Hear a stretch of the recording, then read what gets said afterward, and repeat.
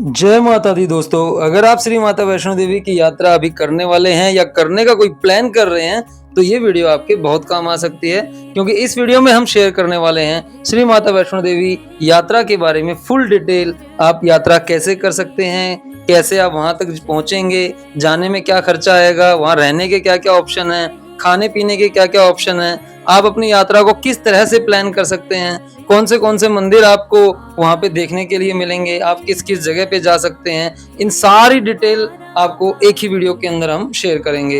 Video शुरू करते हैं श्री माता वैष्णो देवी का नाम लेके। जय माता दी सबको। और हम यात्रा की शुरुआत करते हैं दिल्ली से बेस बना के। दिल्ली से आपको श्री माता वैष्णो देवी कटरा पहुंचने के लिए बहुत सारे ऑप्शन मिल जाएंगे, यानी बस, ट्रेन, एरोप्लेन, सारे ऑप्शन हैं। हम बात करते हैं आज ट्रेन की, क्योंकि ट्रेन जो है एक बिल्कुल सबसे सही और सस्ता ऑप्शन है श्री माता वैष्णो देवी के धाम पहुंचने के लिए। दिल्ली से श्री माता वैष्णो देवी कटरा के लिए काफ़ी सारी ट्रेनें जो हैं वो अवेलेबल हैं। रात में ज़्यादातर ट्रेनें चलती हैं। अगर स्लीपर क्लास टिकट की बात करें तो करीब 350-400 के बीच में आपको आराम से स्लीपर क्लास की टिकट मिल जाएगी। और जनरल डिब्बे की बात करें तो वो इससे भी सस्ती होगी, यानी करीब 200-250 रुपये के आसपास आपको टिकट जनरल की मिल जाएगी। और स्लीपर की जो टिकट है वो 300 से 400 के बीच में आपको आराम से मिल जाएगी।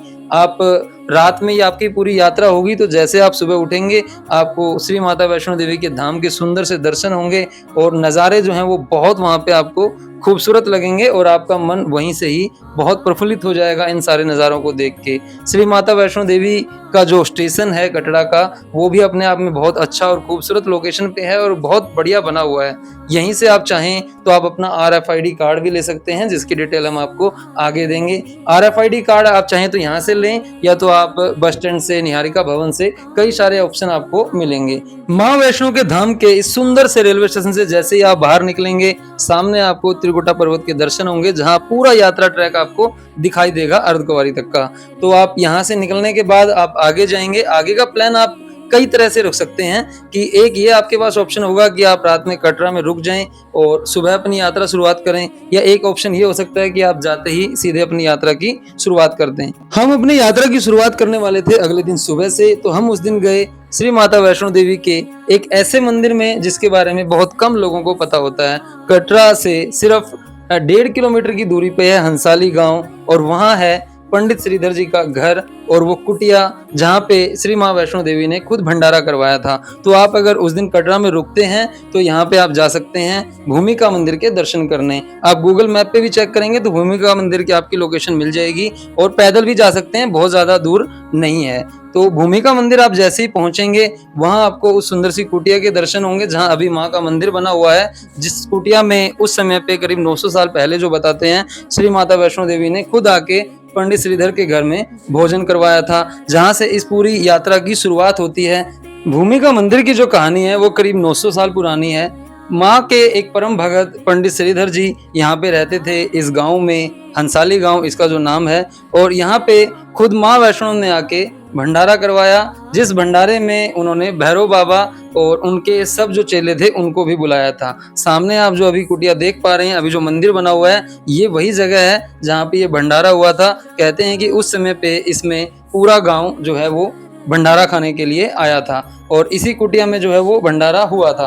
तो इस कुटिया में जाके आप अभी दर्शन कर सकते हैं। इस मंदिर के सामने जो आप माँ की मूर्ति देख पा रहे हैं, ये वही मूर्ति है जिसकी पूजा पंडित श्रीधर जी उस समय पे किया करते थे। और यहाँ से आप दर्शन करके फिर आगे की यात्रा शुरुआत कर सकते हैं, क्योंकि माँ वैष्णो की जो यात्रा थी वो भी यहीं से शुरू हुई थी। भैरव बाबा ने माँ का पीछा यहीं से करना शुरू किया था। भूमिका मंदिर में इस दिन दर्शन करने के बाद आप रात में कटरा में ही रुक सकते हैं, जहां पे रुकने के आपको बहुत सारे ऑप्शन मिल जाएंगे। 500 से 1000 के बीच में आपको प्राइवेट होटल बहुत सारे ऑप्शन में मिल जाएंगे। रेलवे स्टेशन, बस स्टैंड पे आपको बहुत लोग अपने आप ही आके अप्रोच कर लेंगे, बार्गेनिंग बहुत होती है। आप बात कर सकते हैं कि आपको किस रेट का चाहिए, या तो आप निहारिका कॉम्प्लेक्स में जा सकते हैं जहां आपको डोरमेट्री बेड्स मिल जाएंगे, जिसकी कीमत करीब अभी 150 रुपए के आसपास होगी। इसके बाद रात में आप यहीं पे रुकिए, आराम से आप आसपास की मार्केट को एक्सप्लोर कीजिए और सुबह अपनी यात्रा की शुरुआत कीजिए। यात्रा की शुरुआत करने से पहले आपको जरूरत पड़ेगी RFID कार्ड की। ये एक कार्ड है जो पहले यात्रा पर्ची चलती थी, उसकी जगह पे अब RFID कार्ड सबको लेना कंपलसरी है। हर किसी को ये गले में रखना पड़ता है। पूरी यात्रा के दौरान ये आपके पास होना चाहिए। RFID कार्ड अगर बात करें, लेना बिल्कुल फ्री है, कोई इसका चार्जेस नहीं है। बस आपके पास आपका एक आधार कार्ड होना चाहिए। आपके आधार कार्ड से आपका नाम और आपका पिन कोड नंबर जो है वो देखेंगे, और बहुत ज़्यादा देर का काम ये नहीं है, क्योंकि बहुत सारे जो हैं वो ऑप्शन हैं RFID कार्ड लेने के लिए। RFID कार्ड आप कटरा रेलवे स्टेशन से, बस स्टैंड से, निहारिका कॉम्प्लेक्स से, या तो बाणगंगा ट्रैक जहाँ से शुरू होता है, यात्रा जहाँ शुरू होती है, वहाँ पे भी एक लास्ट ऑप्शन है जहाँ से आप ये वाला RFID कार्ड ले सकते हैं। ये आपको पूरी की पूरी यात्रा में अपने गले में रखना पड़ेगा। यही आपका एक तरीके से पूरी यात्रा में जो है वो आइडेंटिफिकेशन के लिए यूज होगा। माँ वैष्णो के धाम की प्रॉपर यात्रा की शुरुआत आपकी होती है इस दरवाजे से, जिसको फ्रिस्किंग पॉइंट भी बोलते हैं। यहाँ पे सिक्योरिटी चेक होता है पूरा, आपका बैग वगैरह जो है वो मशीन में चेक किया जाता है, और बाकी सारी चीजें जो है वो अच्छे से चेक करके आपको दरवाजे से पार किया जाता है। इसी जगह पे आपका पहली बार RFID कार्ड जो है वो चेक होगा, और इसी पॉइंट पे आपको अपना RFID कार्ड वापसी यात्रा खत्म करते हुए आके जमा भी करवाना है। इसके बाद आपकी यात्रा की शुरुआत होती है, जहाँ पे आप पैदल 13 किलोमीटर तक माँ वैष्णो के भवन तक जाएंगे। कटरा बस स्टैंड या निहारिका कॉम्प्लेक्स से जो बाणगंगा ट्रैक या फ्रिस्किंग पॉइंट का जो मेन दूरी है वो बहुत ज़्यादा नहीं है, करीब 1.5 किलोमीटर के आसपास है। वहाँ पे पहुँचने के लिए आपको ऑटो वगैरह का ऑप्शन मिल जाएगा। आप ऑटो में आ सकते हैं, 110 रुपये के करीब उनका चार्जेस है, या तो आप पैदल भी आ सकते हैं, कोई बहुत ज़्यादा दूर ये नहीं है। उसके बाद आप जब यात्रा की शुरुआत करते हैं तो आपके रास्ते में आपको पूरी हर जगह पे ऐसे दुकानें मिल जाएंगी जहाँ से आप रास्ते के लिए छड़ी वगैरह ले सकते हैं, जो चलने में आपको सपोर्ट करेगी, या आप चाहें तो चुनरी वगैरह ले सकते हैं जो सर पे बांध के रखते हैं पूरी यात्रा में। खाने पीने की आपको कोई प्रॉब्लम नहीं होगी पूरे रास्ते में, क्योंकि पूरी मार्केट जो है इस वाले रास्ते पे अच्छे से बनी हुई है। पानी वगैरह का जो है वो बहुत अच्छा ऑप्शन है। खाने की दुकानें बहुत सारी हैं जो आपको यहाँ पे मिलती जाएंगी। अब इस यात्रा को आपको आगे पूरा करने के लिए यहाँ पे 3 ऑप्शन आपके पास होते हैं, जिसमें एक घोड़ा, दूसरा पालकी और तीसरा आप पैदल इस यात्रा को कंप्लीट कर सकते हैं। जैसे आप यात्रा में आगे बढ़ेंगे तो जरा सा इसमें आगे चलते ही आपको यहाँ पे आपको घोड़े पिट्ठू वगैरह के सारे ऑप्शन मिल जाएंगे। सरकारी रेट हैं, वहाँ पे आप बात करके आप आगे की यात्रा कंप्लीट कर सकते हैं। इसमें एक पॉइंट जो है जो हम आपको स्पेशली इसमें बताना चाहेंगे, जहाँ आप जा सकते हैं, जहाँ से बाणगंगा पहला जो पॉइंट आएगा उससे जस्ट शुरुआत में ही आपको मिलेगा गुलशन कुमार जी का लंगर। आप यहाँ पे जब भी जाएं तो यहाँ पे एक बार जरूर जाके आएं। यहाँ पे गुलशन कुमार जी के टाइम से यहाँ पे एक पुराना लंगर चलता है जो काफी बढ़िया है। इस तरीके से आपको बोर्ड यहाँ पे लगा हुआ मिल जाएगा, और आप अगर मान लो यहाँ पे जाते हैं तो आपको लंगर करके यहाँ पे लंगर छक के काफी बढ़िया आनंद आने वाला है, क्योंकि खाना वगैरह जो है वो भी काफी अच्छे से खिलाया जाता है, और माँ वैष्णो का प्रसाद है तो वैसे ही आपको अच्छा लगेगा यहाँ पे जाके। और एक अच्छा ऑप्शन भी है ये, और काफी बढ़िया लोकेशन पे है, और इतना प्यार से बिठा के यहाँ पे इस तरीके से स्वादिष्ट जो भोजन है वो आपको करवाया जाता है कि आपका यात्रा की शुरुआत जो है वो बहुत अच्छे से हो जाएगी। अगर आप नाश्ता नहीं करके आए हैं तो आप यहाँ पे नाश्ता कर सकते हैं। उसके बाद आप यात्रा की शुरुआत करेंगे आगे के लिए। ये आपको सारे इसमें घोड़े के पिट्ठू पालकी के रेट आपको मिल जाएंगे जो आप यूज कर सकते हैं। आप चाहें तो इसको वीडियो को पॉज करके इनके सारे रेट इसमें चेक कर सकते हैं। सारे रेट सरकारी हैं, जो भी आप काउंटर है वहां से आप घोड़े वगैरह की पर्ची कटवा के आप आगे जा सकते हैं। अगर आप खुद से कर सकते हैं, आप अगर कैपेबल हैं तो आप पैदल यात्रा कीजिए, ज्यादा अच्छा है। वो भी एक अलग ही उसका भी एक एक्सपीरियंस जो है वो होगा और आपको काफी अच्छा लगेगा। ये सामने जो आप देख पा रहे हैं ये इसका प्रीपेड काउंटर है जहाँ से आप घोड़े पिट्ठू पालकी वगैरह की पर्ची जो है वो कटवा सकते हैं और अपनी आगे की जो माँ वैष्णो की यात्रा है वो आगे कंप्लीट कर सकते हैं। अब बात करते हैं कि इस यात्रा को करने के लिए आपके पास यहाँ से कितने रास्ते होंगे। देखिए, जब आप यहाँ से यात्रा शुरुआत करते हैं तो जहाँ पे गुलशन कुमार जी का लंगर आता है वहाँ पे बहुत बड़ा बैनर आपको मिल जाएगा लगा हुआ।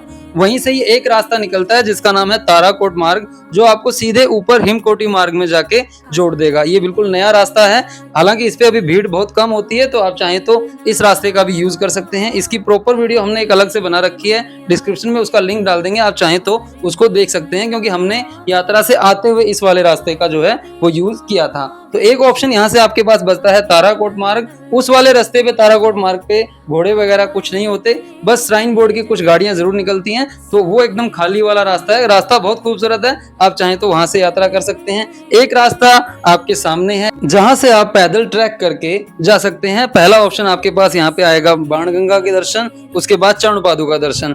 और अगर आप मान लो जाते हैं ताराकोट मार्ग से तो आपको चरण पादुका दर्शन करने का मौका नहीं मिलेगा, क्योंकि वो सीधा रास्ता जो है ऊपर हेमकोटी मार्ग में, या तो आप कहें तो अर्धकुंवारी मंदिर की तरफ जाने के लिए निकल जाएगा। तो 2 ऑप्शन तो आपके पास ये हो गए हैं कि अगर आप जो रास्ते में आगे दर्शन होंगे चरण पादुका के, अगर वहाँ दर्शन करना चाहते हैं तो आप इस वाले रास्ते का यूज़ करें, जहाँ पे आपको घोड़े वगैरह, पिट्ठू वगैरह जो चलते हुए मिलेंगे इसी का। और अगर आप चरण पादुका के दर्शन नहीं करना चाहते हैं या पहले कर चुके हैं, सीधा ऊपर जाना चाहते हैं भवन के लिए, तो फिर आप ताराकोट मार्ग का यूज़ कर सकते हैं। तो यहाँ से आप जब आगे निकलेंगे तो फिर आपको आगे बाणगंगा तक तो यही रास्ता रहेगा, इसमें ऐसे ही।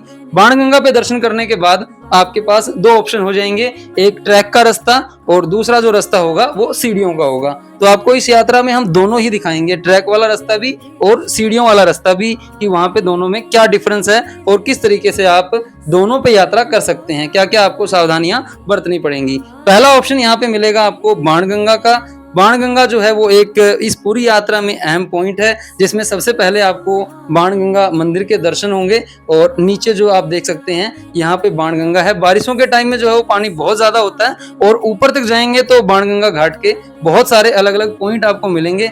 कई बार कई जगह पे पानी कम होता है, कई बार कई जगह पे पानी ज्यादा होता है। तो यहाँ आप सबसे पहले दर्शन कर सकते हैं बाणगंगा मंदिर के, और फिर उसके बाद आप नीचे जाके आप चाहें तो नहा भी सकते हैं, या तो आप हाथ पैर धो सकते हैं, जैसा भी आपको ठीक लगे। अभी आपके सामने है बाथिंग घाट नंबर 1। तो इस तरीके से आपको बहुत सारे घाट जो हैं वो ऊपर मिलेंगे। तो नीचे जाके आप स्नान वगैरह जो करना चाहें वो कर सकते हैं। जब हम यात्रा कर रहे हैं इस टाइम पे जो थी वो बाणगंगा में पानी जो है यहाँ पे कम था, ऊपर वाले कई पॉइंट्स पे जो है वो पानी होता है। तो आप चलिए सबसे पहले आपको घाट पे दर्शन करवाते हैं। और स्नान तो नहीं करेंगे क्योंकि हम पीछे करके ही आए हैं सुबह, तो यहाँ पे हम सिर्फ हाथ पैर धो लेते हैं। और बात करते हैं बाणगंगा की, कि बाणगंगा के पीछे जो है वो एक माँ वैष्णो से जुड़ी हुई कहानी है। जब भैरव बाबा, जो हमने आपको लास्ट दिखाया था हंसाली गांव में जहाँ भंडारा हो रहा था, वहां से भैरव बाबा ने पीछा किया माँ वैष्णो का।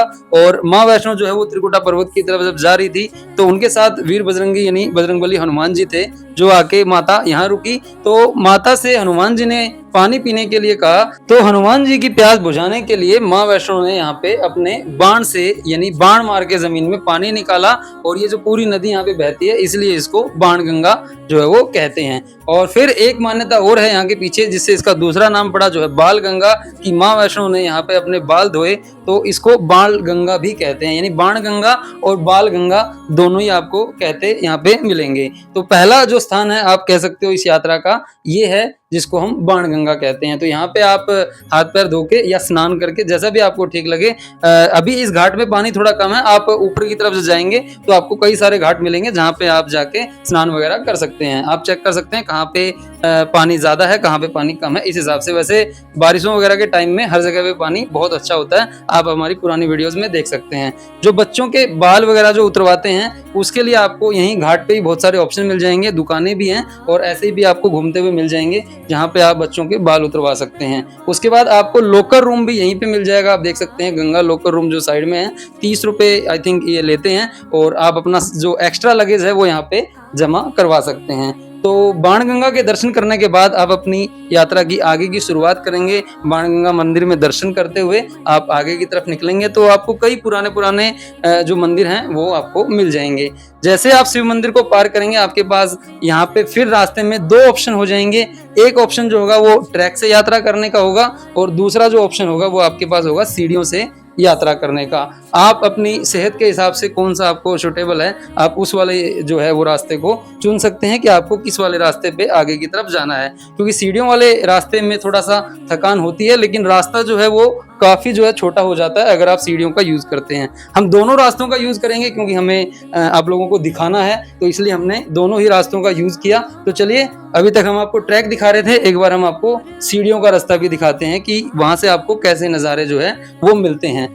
सीढ़ियों का इस्तेमाल आप जब भी करेंगे, बीच बीच में कट आएंगे जो आपको मेन वाले रास्ते से जोड़ते हुए जाएंगे। जैसे यहाँ पे 425 सीढ़ियां हैं आप देख सकते हैं, और ये ऊपर की तरफ जाके इसी वाले ट्रैक में जो है वो जुड़ जाएंगी। यहाँ पे एक खास बात हमेशा लिखा होता है कि विकलांग, वृद्ध और जिनको हृदय की कोई बीमारी है, दिल की कोई बीमारियां हैं, सांस अगर आपका ज्यादा फूलता है, क्योंकि थकान इन वाले रास्तों पे थोड़ी ज्यादा होती है, उनको सीढ़ियों का इस्तेमाल बिल्कुल नहीं करना चाहिए। आप नॉर्मल वाले ट्रैक से जब यात्रा करेंगे तो भी आपको काफी अच्छा लगेगा, काफी बढ़िया आपको यहाँ पे आनंद आएगा। बाकी अगर आप इस कैपेबल हैं इस वाले रास्ते को यूज करने के लिए, तो तो सीढ़ियों वाला जो है वो काफ़ी पुराना रास्ता है और यहाँ से जो नज़ारे हैं वो आपको बहुत खूबसूरत मिलेंगे, क्योंकि ज़्यादा यहाँ पे क्या है, छुपता नहीं है। ट्रैक में क्या होता है कि साइडों में जो रेलिंग वगैरह है सेफ्टी के लिए, उसकी वजह से आपको बाहर के नज़ारे जो है वो कम दिखते हैं। लेकिन जब आप सीढ़ी वाले रास्ते से जाएंगे तो आपको जो बाहर के नज़ारे हैं वो बहुत खूबसूरत दिखते हैं। यात्रा ट्रैक भी दिखाई देगा और ठीक है, पुराना रास्ता है तो उस हिसाब से आपको दुकानें वगैरह भी बीच में मिलती जाएंगी और ऐसे खूबसूरत नज़ारे जो हैं वो आपको सिर्फ इसी रास्ते पे मिल सकते हैं। पुराना वाला जो ट्रैक है उसमें भी जो बनी हुई है बीच बीच में पॉइंट्स है जहाँ आप बैठ सकते हैं, लेकिन ये थोड़ा सा ज़्यादा वो लगा, हमें अच्छा लगा। लेकिन ये कह सकते हो कि सांस यहाँ पे थोड़ा सा ज़्यादा फूलता है। अगर आपको ज़्यादा पैदल चलने की या ट्रैकिंग करने की आदत नहीं है तो आपके लिए ये थोड़ा सा थकाने वाला हो सकता है। लेकिन जैसे जैसे आप चलते रहेंगे, जो नज़ारे आपके सामने आते रहेंगे, जय माता दी कहने वाले लोग आपके बराबर से निकलेंगे, तो सारी थकान जो है वो अपने आप निकलती जाएगी और इसी तरीके से आप अपना ट्रैक पूरा करते हुए आगे की तरफ बढ़ेंगे। जो सेकंड पॉइंट जो होगा इस यात्रा का वो होगा चरण पादुका मंदिर। तो अभी हम पहुंचते हैं चरण पादुका मंदिर में और वहां पे आपको दर्शन करवाएंगे और आप अपने सेहत के हिसाब से इस वाले रास्ते में सिलेक्ट कर सकते हैं कि आपको कौन से वाले रास्ते से अपनी यात्रा जो है वो करनी है, यानी सीढ़ियों से या ट्रैक से। तो कुछ ऊपर चलने के बाद ही आपको ये मिलेगा मंदिर, जिसको हम कहते हैं चरण पादुका मंदिर। तो ये भी श्री माँ वैष्णो देवी यात्रा में एक अहम पॉइंट है, अहम स्थान है इस मंदिर का भी। और अगर आप ताराकोट मार्ग से यात्रा करते हैं तो ये मंदिर आपको फिर नहीं मिलेगा। बात करें चरण पादुका मंदिर की कहानी की, तो ये भी उसी यात्रा से जुड़ी हुई है। जब माँ वैष्णो के जो आगे जा रही थी, उनके पीछे जब भैरव बाबा आ रहे थे, तो कहते हैं इसी मंदिर में चरण पादुका है, अभी आपको दिखाते हैं। यहाँ पे खड़े होके माँ वैष्णो ने पीछे की तरफ देखा कि भैरव बाबा आ रहे हैं कि नहीं आ रहे हैं, कि कितना पीछे आ रहे हैं। तो कहते हैं कि उनके यहाँ पे खड़े होने से चरणों के जो निशान है माँ वैष्णो के यहाँ पे जो है वो बन गए और उन्हीं चरणों के निशान के यहाँ पे जो है वो पूजा होती है, जिसको चरण पादुका कहते हैं। तो एक अहम स्थान है इस पूरी यात्रा में चरण पादुका मंदिर का। अगर आप पहली बार यात्रा कर रहे हैं तो हम कहेंगे आपको यहाँ पे जरूर जाना चाहिए। और मंदिर जो है वो बहुत खूबसूरत बना हुआ है और आपको काफी अच्छा लगेगा, काफी शांति मिलेगी इस वाले मंदिर में भी आके।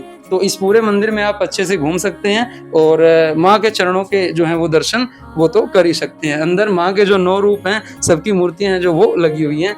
और मंदिर से जब आप जैसे ही बाहर आएंगे तो आपको बहुत सारे खूबसूरत नज़ारे आपके सामने होंगे, मतलब आपको काफ़ी अच्छा जो है वो यहाँ पे पहुँच कर लगेगा। चलिए आगे की यात्रा की शुरुआत करते हैं। थोड़ा थोड़ा आपको बीच में ट्रैक भी दिखाते रहेंगे, थोड़ी सीढ़ियाँ भी दिखाते रहेंगे, ताकि दोनों का एक्सपीरियंस जो है वो आपके सामने रहे और आप डिसाइड कर पाएं कि आपको कौन सा इस पे यूज़ करना चाहिए। क्योंकि ट्रैक यूज़ करना थोड़ा आसान होता है लेकिन ये थोड़ा लंबा पड़ता है। सीढ़ियाँ जो होती हैं वो थकाने वाली होती हैं, लेकिन जो रास्ता है वो थोड़ा कट जाता है। लेकिन अगर कोई मतलब हृदय रोग वगैरह नहीं है तो आप यूज़ कर सकते हैं। रास्ते में आप बात करें खाने पीने की, तो आपको इस वाले रास्ते पे अनलिमिटेड ऑप्शन आपको मिलेंगे, हर तरह का फूड है, रेट भी ठीक है, कोई ज़्यादा नहीं है। क्योंकि यहाँ पे आपको बीच बीच में श्री माँ वैष्णो देवी श्राइन बोर्ड के द्वारा जो खोले गए भोजनालय हैं वो भी मिलते हैं, तो कंपैरिजन रहता है। रेट यहाँ पे अगर आप दूसरी जगह से कंपैरिजन करें तो ज़्यादा नहीं है, कुछ चीज़ों का रेट आपको ज़्यादा लग सकता है, लेकिन आप पूरी यात्रा में कुछ हल्का फुल्का खाते पीते रहेंगे तो आपको यात्रा करने में भी काफ़ी अच्छा लगेगा। और जैसे नींबू पानी वगैरह है, कोल्ड ड्रिंक जूस वगैरह है, वो सब भी आप ले सकते हैं। और खूबसूरत नज़ारों को देखते हुए आराम से खाते पीते आप अच्छे से माता रानी के जयकारे लगाते हुए यात्रा को करेंगे तो आपको भी यात्रा करने में ज़्यादा आनंद आएगा। और जैसा कि हमने जो किया, हमने दोनों ही रास्तों को यूज़ किया, बीच में ट्रैक का यूज़ किया, फिर बीच में सीढ़ियों का यूज़ किया। देखिए सीढ़ियाँ हैं थकाने वाली, ये बिल्कुल जायज़ है, लेकिन जो नज़ारे आपको सीढ़ियों से मिलते हैं, नीचे के कटरा के और बाकी सारे जो चारों तरफ के जो लोकेशंस हैं उनके, वो आपकी थकान को दूर कर देते हैं। थकाने वाला है, सांस फूलती है। अगर आप कैपेबल हैं तो आप सीढ़ियों का इस्तेमाल थोड़ा बहुत कर सकते हैं, क्योंकि ऐसा नहीं है कि अगर आप सीढ़ियाँ चढ़ेगी तो आपको पूरा ही रास्ता जो है वो सीढ़ियों से चढ़ना पड़ेगा। बीच बीच में जो सीढ़ियाँ आएंगी, मान लो जैसे 400 सीढ़ियाँ हैं, 300 सीढ़ियाँ हैं, तो वो एक अच्छा लंबा कट आपको दे देती हैं ट्रैक से, यानी जल्दी भी है और खूबसूरत नज़ारे भी आपको मिलते हैं। लेकिन आप अपनी खुद की सेहत के हिसाब से उसका आकलन करके ही इस वाले रास्ते का यूज़ करें, ये बिल्कुल थकाने वाला है। और आप बीच बीच में दोनों रास्तों का यूज़ करते हैं तो आपको दोनों तरह का एक एक्सपीरियंस जो है वो भी मिल जाएगा इसमें, यानी ट्रैक का भी और इन वाली सीढ़ियों का भी। तो इस तरीके से आप इसमें आगे चलते जाएंगे और करीब आपकी जो अगली लोकेशन जो है वो अगला स्थान है, मंदिर है, वो आएगा अर्धकुंवारी मंदिर, जो एक अहम जो है वो स्थान है इस पूरी यात्रा के अंदर, जहाँ पे गर्भजून गुफा है, जहाँ पे माँ वैष्णो कहते हैं 9 महीने उस गर्भ गुफा में रही थी। तो हम आगे की यात्रा अब शुरू करते हैं। यानी पहुंचते हैं हम गर्भजून गुफा के लिए यानी अर्धकुंवारी मंदिर के लिए, ऐसे खूबसूरत से नज़ारे और खूबसूरत से दर्शन करते हुए। बस आप आराम-आराम से कर सकते हैं क्योंकि बैठने के बहुत सारे ऑप्शन आपको मिल जाएँगे। रास्ते में जो होटल्स वगैरह है वहाँ बैठ सकते हैं और जगह-जगह आपको ऐसे बैठने के लिए कुर्सियाँ वगैरह साइडों में लगी मिली हैं। सीढ़ियों पे भी बैठने के पुराने ऑप्शन हैं, पत्थर की जो है वो बनी हुई हैं, जैसे कुर्सियाँ वगैरह जो पुराने ज़माने में यूज़ होती थी। तो आप दोनों तरफ से आप अच्छे से यात्रा की कर सकते हैं। आप इधर से यानी सीढ़ियों से करें या ट्रैक से करें और रास्ते में आपको चाट वगैरह, फल फ्रूट वगैरह, खीरे और इस तरह के सारे फ्रूट्स वगैरह के ऑप्शन जो है वो मिलते जाते हैं, जो मतलब आपकी यात्रा को यादगार भी बनाएँगे और जैसे आप खाते-पीते रहेंगे तो आपकी यात्रा भी काफ़ी अच्छे से जो है वो हो जाएगी और इतने खूबसूरत नज़ारे होंगे, इतना खूबसूरत मौसम होगा, माँ वैष्णो की एक यात्रा होगी जो एक अलग ही अनुभव आपको दे जाएगी जब आप इस तरीके से अपनी यात्रा को जो है वो कंप्लीट करेंगे। क्योंकि आप पहले से डिसाइड कर सकते हैं कि आपको यात्रा में कितना टाइम देना है, यानी आपको यात्रा 1 दिन में करनी है, 2 दिन में करनी है, 3 दिन में करनी है, आप उस हिसाब से देख सकते हैं। नॉर्मली आप चाहें तो 24 घंटे में भी आप वापसी आ सकते हैं, यानी जाके सीधा दर्शन करके और आप चाहें तो बीच में एक स्टे भी ले सकते हैं क्योंकि हमने जो है वो डॉर्मेट्री नीचे से निहारिका भवन से ही बुक कर दी थी और हम रात में जो है वो अर्धकुंवारी रुकने वाले थे, ये पहले से ही क्लियर था। सिम जो है यहाँ पे नहीं काम करती है, पोस्टपेड सिम है जो वो काम करती हैं। आप चाहें तो नीचे से यात्रा सिम ले सकते हैं या तो जैसा कि आपने अभी देखा यहाँ पे टेलीफोन बूथ होते हैं, जैसे पुरानी एसटीडी होती थी हमारे यहाँ पे, तो उनका भी आप इस्तेमाल कर सकते हैं अगर आपको घर पे कॉल वगैरह करनी है, या तो आप नीचे से यात्रा सिम ले सकते हैं, वो सबसे बढ़िया ऑप्शन है जो खाली जम्मू एंड कश्मीर में ही वो सिम जो है वो चलेगी। और अगर आपके पास पोस्टपेड नंबर है तो फिर कोई इसमें मैटर ही नहीं है, वो आपका आराम से इसमें काम करेगा। तो इस तरीके से आप ऐसे जब चलते रहेंगे तो जैसे हमने पहले से ही प्लान कर लिया था कि हम शाम को, क्योंकि हमारे पास डॉर्मेट्री की बुकिंग थी जो हमने नीचे से ही कर ली थी, तो हम पहले ही इसी हिसाब से चले थे कि हम अर्धकुंवारी मंदिर पे जाके रुकने वाले हैं। अब हम अर्धकुंवारी पहुंचने वाले हैं तो आपके सामने है इंद्रप्रस्थ भोजनालय। ऐसे भोजनालय जो है श्री माँ वैष्णो देवी श्राइन बोर्ड के द्वारा खोले गए हैं, जहाँ पे फिक्स प्राइस है और जो रेट है वो काफ़ी इनके सस्ते ही कह सकते हैं, क्योंकि यहाँ पे 7 रुपये में चाय, 8 रुपये में कॉफ़ी और 45 रुपये में छोले चावल, कढ़ी चावल वगैरह के ऑप्शन आपको मिल जाते हैं। फिर आप जब आगे चलते हैं तो आपके पास यहाँ पे आएंगे 2 रास्ते। एक रास्ता जो है वो सीधे आपको भवन पे ले जाएगा और जो दूसरा रास्ता है वो आपको लेके जाएगा अर्धकुंवारी मंदिर पे। तो आप अगर मतलब श्री माता वैष्णो देवी सिर्फ भवन पे जाना चाहते हैं तो आप लेफ्ट वाले रास्ते का यूज कर सकते हैं, नहीं तो आप आ सकते हैं अर्धकुंवारी मंदिर की तरफ, जहाँ पे आप जो गर्भजून गुफा है उनके दर्शन कर सकते हैं, ऊपर जो मंदिर बना हुआ है उसके दर्शन कर सकते हैं। सामने आप देख सकते हैं पर्ची काउंटर है जहाँ पे आप पर्ची कटवा सकते हैं गर्भजून गुफा में जाने के लिए। वेटिंग जो है वो 12 से 24 घंटे की नॉर्मली रहती है, मौसम के हिसाब से 12-13 घंटे तो कम से कम लगती हैं, 24 घंटे 48 घंटे तक भी कई बार चली जाती है। कितने भक्त यहाँ पे जो दर्शन करने आए हुए हैं इस हिसाब से। हमारा जो स्टे है वो रात में जो है वो यहीं था। आप चाहें तो फ्री स्टे का भी यूज कर सकते हैं, जिसकी डिटेल वीडियो हम पहले बना चुके हैं, चैनल पे अवेलेबल है। सामने आप देख सकते हैं गर्भजून गुफा पे जो मंदिर बना हुआ है वो है ये, और हम रात में जो है वो यहीं डॉर्मेट्री पे रुके थे। शैलपुत्री भवन में डॉर्मेट्री जो है वो हमने ली थी। अभी जो इसका प्राइस है वो करीब 150 रुपये चल रहा है। यहाँ पे आपको साफ टॉयलेट वगैरह सारी फैसिलिटी अच्छे से मिल जाएंगी, कंबल वगैरह मिल जाएंगे जो फ्री ऑफ कॉस्ट हैं। यहाँ पे जो कंबल आपको डॉर्मेट्री में से मिलते हैं, डॉर्मेट्री के लिए जो कंबल आपको स्पेशली कहीं तो मिलते हैं, उसका जो जमा आपको कराने पड़ते हैं पर कंबल के हिसाब से 500 रुपये जमा कराने पड़ते हैं, जो 100% रिफंडेबल होते हैं और काफ़ी बढ़िया मतलब यहाँ पे आपको कंबल वगैरह और साफ़ सुथरा एकदम मिल जाता है, जिसका जो है वो फिक्स चार्जेस है पर बेड के हिसाब से। लेकिन अवेलेबिलिटी कम होती है। आप निहारिका कॉम्प्लेक्स में सुबह अगर जाएंगे 6-7 बजे तो शायद आपको यहाँ पे कोई ऑप्शन मिल जाए, या तो आप ऑनलाइन श्री माता वैष्णो देवी की जो वेबसाइट है वहाँ से बुक कर सकते हैं। ये सामने आप देख सकते हैं यहाँ पे फ्री स्टे है जो सारा वो है, और सामने है माँ वैष्णो का एक पुराना रास्ता जिसको हाथी मत्था मार्ग कहते हैं। पुराने ज़माने में लोग इसी वाले रास्ते का यूज़ करते थे। हाथी मत्था मार्ग से हम अब यात्रा करेंगे आगे भवन के लिए, क्योंकि यहाँ से भी 2 रास्ते हैं जैसे हमने आपको बताया था। एक हिमकोटी मार्ग जो ताराकोट मार्ग से जुड़ता है, और दूसरा हाथी मत्था मार्ग। हाथी मत्था मार्ग से ही जो घोड़े वगैरह पालकी वगैरह हैं वो ऊपर जाती हैं। ये रास्ता जो है वो सांझी छत होते हुए आपको श्री माँ वैष्णो देवी के मंदिर में भवन में लेके जाएगा, जबकि हिमकोटी जो है वो सीधा आपको भवन के लिए ही ले जाता है। जो हाथी मत्था मार्ग है वहाँ पे चढ़ाई थोड़ी ज़्यादा है, तो थोड़ा ये ट्रैक कह सकते हैं कि मुश्किल है। पुराने ज़माने में जो है वो यही वाला रास्ता जो है वो यूज़ होता था। यहीं पे ही आपको अगर आप मान लो घोड़े वगैरह से, पालकी वगैरह से जाना चाहते हैं तो आपको इसी रास्ते से जाना पड़ेगा। पैदल भी जा सकते हैं लेकिन थोड़ा-सा ये ट्रैक जो है वो हिमकोटी से मुश्किल है। अगर आप आराम से जाना चाहते हैं तो आप हिमकोटी की तरफ से जाएँ, जो आपको सीधा अर्धकुँवारी से ले जाएँगे सीधा भवन के लिए, और यहाँ से आपको जाना पड़ेगा सांझी छत होते हुए। तो अभी हम आपको हाथी मत्था मार्ग से ही पूरी ये जो आगे का रास्ता है वो दिखाएंगे सांझी छत से, और आते हुए आप इसका चाहें तो यूज कर सकते हैं। भवन से आप भैरव बाबा के दर्शन करते हुए हाथी मत्था मार्ग से होते हुए नीचे अर्धकुंवारी मंदिर पे आ सकते हैं। जैसा कि आप देख सकते हैं ट्रैक जो है वो थोड़ा मुश्किल है कह सकते हो आप, लेकिन इतना भी नहीं है, मतलब आप अपनी सेहत के हिसाब से इस रास्ते को चुन सकते हैं।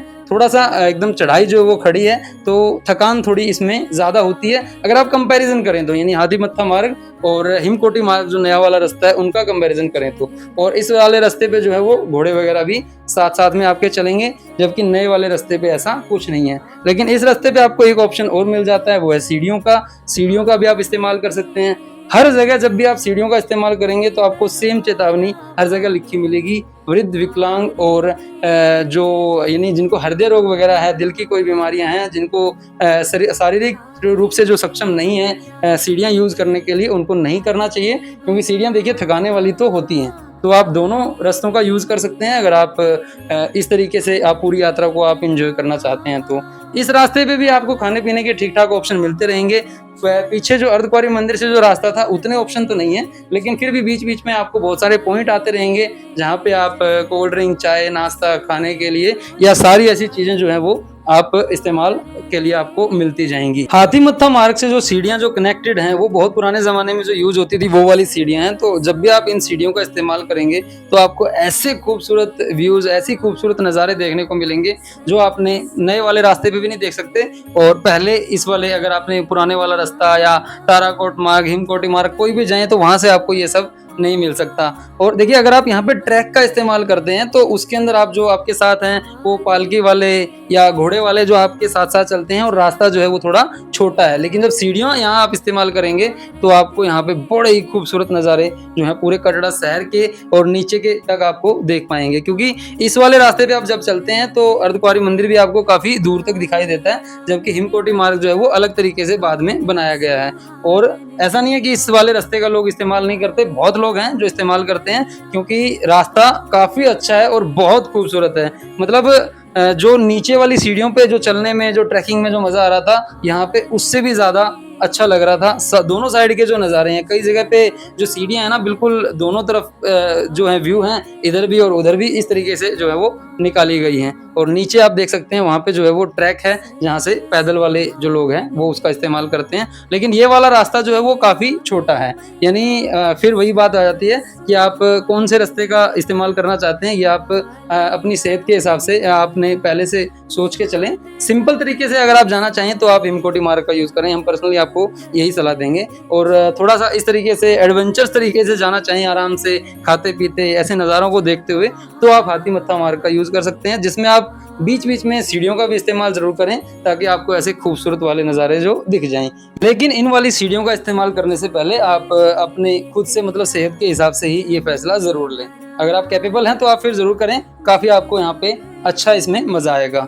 और अगर मान लो आप फैमिली के साथ हैं, बुजुर्ग वगैरह साथ में हैं, तो फिर आप हिमकोटी वाले रास्ते का यूज़ करें, जो सीधा अर्धकुंवारी मंदिर से माँ वैष्णो के भवन तक आपको ले जाएगा। लेकिन बात अब इस रास्ते पे चल रहे हैं तो इसी रास्ते की करते हैं। तो ये वाले रास्ते पे जो आपको व्यूज़ मिलते हैं वो बहुत कमाल के होते हैं। हर जगह पे, हर पॉइंट पे, जैसे हम जब चल रहे हैं, रिकॉर्ड कर रहे थे, तो हर पॉइंट को मतलब ऐसा मन कर रहा था कि क्या-क्या इसमें से रोकें, क्या-क्या आपको दिखाएँ। हर जगह पे आपको ऐसे खूबसूरत नज़ारे आप देख सकते हैं। इतनी ऊँचाई पे हम आ गए हैं और नीचे अर्धकुंवारी मंदिर जो है यहाँ से बिल्कुल क्लियर दिख रहा है। ऐसे पॉइंट्स जो हैं वो, ये पुरानी दुकानें हैं काफ़ी समय से, जो मतलब पुराने ज़माने से यूज़ हो रही थी, आपको ऐसी इस पॉइंट पे भी हर जगह पे आपको ये मिलती जाएँगी, जहाँ पे आपको नींबू पानी वगैरह के, कोल्ड ड्रिंक के, आइसक्रीम के या ऐसे चाट मसाला वगैरह के ऑप्शन जो हैं वो मिल जाते हैं। नींबू पानी नॉर्मली ₹20 ₹30 के करीब इस टाइम पे चल रहा है यहाँ पे। जैसे चाट वगैरह की बात करें तो ₹30 ₹40 के हिसाब से आपको एक वो प्लेट मिल जाती है।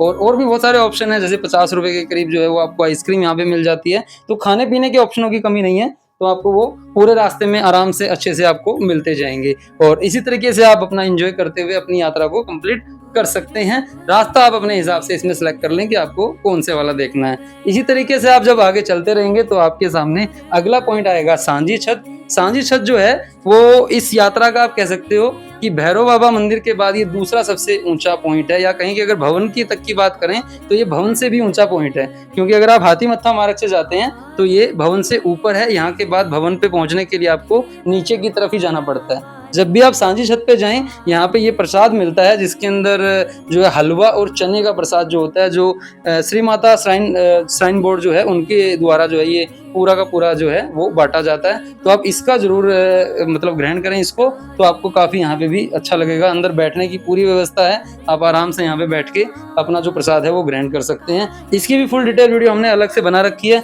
आप चाहें तो उसको देख सकते हैं ज़्यादा डिटेल के लिए। उसके बाद आप सांझी छत पे कुछ टाइम के लिए आराम कर सकते हैं। ये वाला रास्ता जो आप ऊपर से जो लोग आ रहे हैं ये देख सकते हैं, ये वाला रास्ता आता है भैरव बाबा मंदिर से। आप चाहें तो आते हुए इस रास्ते का इस्तेमाल कर सकते हैं, जो काफ़ी अच्छा रहेगा।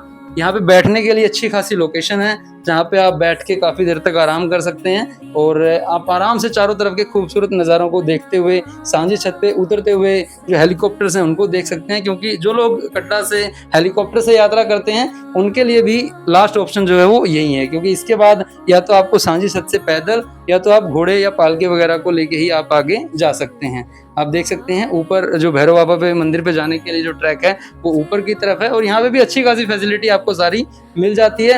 हेलीकॉप्टर की यात्रा जो है वो वन साइड करीब 1830 रुपए के आसपास है इस टाइम पे, यानी आना जाना कहीं तो 3600 का, और सामने यहीं वो सांझी छत के हेलीपैड पे आपको उतारेगा, जहाँ से आप अपनी यात्रा को आगे कंप्लीट करेंगे। यहाँ से ज़्यादा दूर नहीं है, 1.5-2 किलोमीटर के 2 किलोमीटर के आसपास जो है वो मंदिर जो है करीब बताते हैं बच जाता है। तो सांझी छत का हेलीपैड आपके सामने है, यहाँ से आपको हेलीपैड की यानी हेलीकॉप्टर की सेवा जो है वो मिल जाएगी। पैदल जाते हैं तो भी आप आराम से इसका इस्तेमाल कर सकते हैं, क्योंकि मतलब यहाँ बैठ के देख तो सकते ही हैं, और अगर आप हेलीकॉप्टर से आते हैं तो भी आपको ये वाला पॉइंट ही पड़ेगा। अब ये खूबसूरत नज़ारों का कुछ समय तक आप चारों तरफ देख के इसको एंजॉय करके इस यात्रा में आप अपना आगे की तरफ बढ़ेंगे, या आप आते हुए आते हैं तो भी आप यहाँ पे बैठ सकते हैं। खाने पीने का सामान जो है वो आप अच्छे से अपने बैग वगैरह में बांध के रखें, चैन वगैरह बंद करके रखें, क्योंकि बंदर यहाँ पे भी काफ़ी हैं जो सिर्फ खाने के सामान के पीछे आते हैं। वैसे उनको कुछ लेना देना नहीं है, ज़्यादा परेशान नहीं करते। देखिए भवन यहाँ से 3 किलोमीटर है, लेकिन अब क्या है यात्रा आसान हो जाएगी, क्योंकि अब हमें ऊपर की तरफ चढ़ाई नहीं करनी है, अब हमें लगभग सारा नीचे की तरफ ही उतरना है, क्योंकि भवन जो है वो सांझी छत से नीचे है, यानी सांझी छत की जो ऊंचाई है वो थोड़ी ज़्यादा है, भवन की ऊंचाई जो है वो कम है। सामने आप हेलीपैड देख सकते हैं। अब हम यात्रा को आगे शुरुआत करते हैं भवन के लिए हाथी मत्था मार्ग से, यानी अब हम सांझी छत वाले पॉइंट पे हैं। आगे का रास्ता जो हमें मिला वो बड़ा सुनसान था, यानी बहुत कम लोग थे जो इस वाले रास्ते का यूज़ कर रहे थे, क्योंकि हेलीकॉप्टर से यूज़ करने वाले जो लोग हैं वो काफ़ी लोग क्या करते हैं आगे घोड़े वगैरह का यूज़ कर लेते हैं, और आने वाले लोग जो है ना वो इस रास्ते का ज़्यादा यूज़ करते हैं। जैसे भैरव बाबा मंदिर पे आप दर्शन करने जाएंगे तो उतरने के लिए मतलब हाथी मत्था मार्ग का आजकल यूज़ जो है वो ज़्यादा होता है, जबकि चढ़ने के लिए थोड़ा सा कम होता है। जाते हैं, ऐसा नहीं है कि सुनसान होता है, यहाँ पे सारी फैसिलिटी हैं जो उधर होनी चाहिए, तो यानी स्पीकर वगैरह लगे हुए हैं, साफ़ सफाई अच्छी है, उनकी कोई प्रॉब्लम नहीं है, सेफ्टी वगैरह सब अच्छे है, ग्रिल वगैरह चारों तरफ लगी हुई है। ये पॉइंट है जहाँ पे हेलीपैड के लिए रास्ता ऊपर जाता है, यानी यहाँ से लोग नीचे उतर के आते हैं और फिर आगे की साइड इसमें निकल जाते हैं। थोड़ा आगे जाने के बाद आपको मिलेगा ये पंछी व्यू पॉइंट। जब भी आप हाथी मत्था मार्ग से यात्रा कर रहे होंगे तो पंछी व्यू पॉइंट जो है वो पहला पॉइंट होगा, जहाँ से आपको श्री माँ वैष्णो देवी के धाम के यानी भवन के जो है वो दर्शन होंगे। ऐसे ही नीचे जब आप हिमकोटी मार्ग से आप चलेंगे तो ऐसे ही आपको 1-1.5 किलोमीटर पहले से ही भवन के दर्शन होने लग जाएंगे, लेकिन हाथी मत्था मार्ग पे ये वाला जो पॉइंट है वो पहला पॉइंट है। नीचे आप देख सकते हैं हिमकोटी मार्ग है नया रास्ता, और ऊपर जो आप देख पा रहे हैं वो है पुराना रास्ता, जिसको हाथी मत्था मार्ग जो है वो कहते हैं। तो यहाँ से आप पहली बार माँ के भवन के दर्शन करके आगे की तरफ बढ़ेंगे। सिक्योरिटी जो है वो बार बार चेक होती रहेगी इन वाले रास्तों पे, बस वो नॉर्मल ही चेक होता है, जैसे बैग वगैरह जो है स्कैनिंग हो जाएगी। और यहाँ से आप भवन के बिल्कुल करीब पहुंच जाएंगे इस वाले से। यहीं पे आपको गौरी भवन वगैरह की जो बुकिंग है अगर आपकी है तो वो मिल जाएगी। फिर हमने आगे का इस्तेमाल किया सीढ़ियों से थोड़ा सा।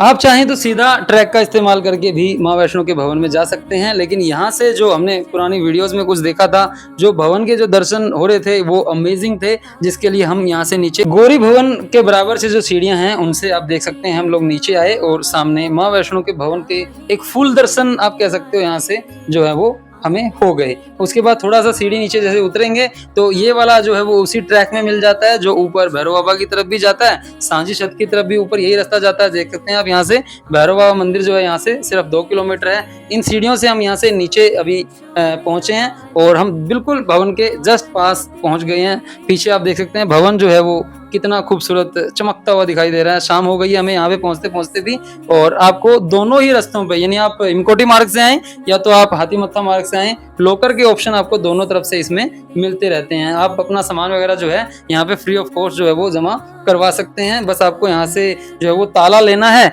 और एक लोकर जो खाली हो तो उसमें आप रख सकते हैं, या तो कोई जगह पे लोकर का जो नंबर है वो नंबर आपको मिल जाएगा, उसी का ताला जो आपके पास है वो होगा। आप अपना सामान वगैरह यहाँ पे रख के माँ वैष्णो के धाम के दर्शन करने के लिए आप जा सकते हैं। रुकने के लिए भी भवन के आसपास जगह है, हालांकि वो फुल ही रहती है क्योंकि भीड़ बहुत ज्यादा होती है। तो अगर आपको प्रॉपर रूम वगैरह या डॉर्मेट्री वगैरह चाहिए तो आप नीचे निहारिका भवन से या ऑनलाइन से पहले से बुक करके आए और उसके बाद आप यहाँ पे रुक सकते हैं। फ्री जो स्टे है वो यहाँ पे अवेलेबल है, जो आप चेक कर सकते हैं। हमने फुल डिटेल वीडियो उनके लिए भी बना रखी है। तो माँ वैष्णो के भवन के इस तरीके से आपको एक खूबसूरत से पूरी यात्रा के दर्शन इसमें हो जाएंगे और आप आराम से रात में रुक के चाहें तो सुबह स्नान वगैरह करके यात्रा कर सकते हैं, या आप चाहें तो सीधा जाके रात में ही यात्रा करके अपनी यात्रा को कंप्लीट कर सकते हैं। दोनों ही रास्ते जो हैं वो आपके पास इसमें होते हैं, यानी आप रात में भी पूरी यात्रा ऐसी चलती रहती है, दिन में भी चलती रहती है। तो मतलब ऐसा नहीं है कि आपको उसके टाइम के हिसाब से उसमें यात्रा करनी है। हमने माँ वैष्णो के धाम के दर्शन यानी भवन के दर्शन, उस गुफा के दर्शन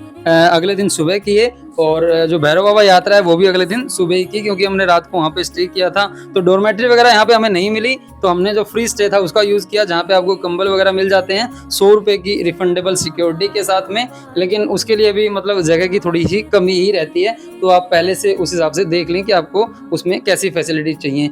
माँ वैष्णो देवी के भवन के पास जो फ्री स्टे है वो 2-3 ऑप्शन यहाँ पे अवेलेबल हैं। अगर आप उनके बारे में ज्यादा डिटेल चाहिए तो आप हमारे प्रॉपर ब्लॉग देख सकते हैं। पूरी सीरीज के अंदर हमने उनको अच्छे से दिखाया है, आप कैसे वहाँ पे जा सकते हैं, कैसे आप रुक सकते हैं, वो सारी डिटेल आपको फुल ब्लॉग में मिलेगी, जो आप वहाँ पे देख सकते हैं।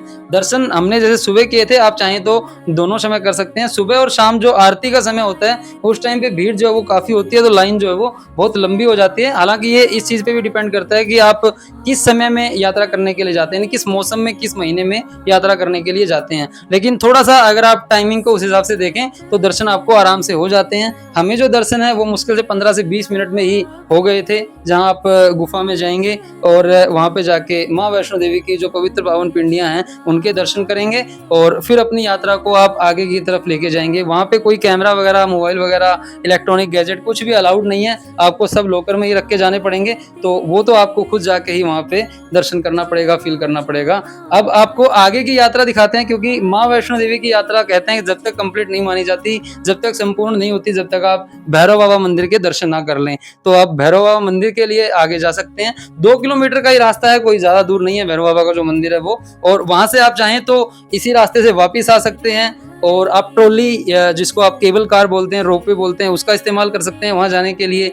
पैदल जा सकते हैं, सीढ़ियों से जा सकते हैं, यानी ट्रैकिंग से, पैदल से, और सीढ़ियों से, घोड़े से, पालकी से, बहुत सारे ऑप्शन आपको मिल जाएंगे। और वहां से आप वापसी आने के लिए भी कई सारे जो हैं वो रास्ते देख सकते हैं। एक आप इसी रास्ते से रोपवे से नीचे आएं और हिमकोटी मार्ग से होते हुए आप नीचे कटरा की तरफ निकल जाएं, या तो आप ऐसा कर सकते हैं कि आप हाथीमत्था मार्ग को, जिसको हमने आते हुए इस्तेमाल किया था, उसको यूज करके आप नीचे अर्धकुंवारी मंदिर और वहां से आप दर्शन करते हुए फिर आप नीचे की तरफ निकल जाएं। ये है रोपवे का लास्ट पॉइंट। रोपवे आपको 2-2.5 मिनट के अंदर ऊपर छोड़ देती है, जिसके चार्जेस करीब 100 रुपए हैं। 100 रुपए के अंदर आना जाना उसमें दोनों इंक्लूड होता है। और आप पैदल चाहें तो पैदल भी इसका इस्तेमाल मतलब इन सीढ़ियों का और ट्रैक का इस्तेमाल कर सकते हैं। प्रसाद के लिए अगर आप बात करें ऊपर जाके इन्हीं भैरव बाबा मंदिर पे, तो ये ऊपर श्री माँ वैष्णो देवी का जो श्राइन बोर्ड है उसकी भेंट शॉप है, यहाँ से आप ले सकते हैं। और प्राइवेट जो दुकानें हैं वो भी खुली हुई हैं, वहाँ थोड़ा सा महंगा मिलेगा, आप यहाँ से लेंगे तो उसका प्राइस जो है वो फिक्स है।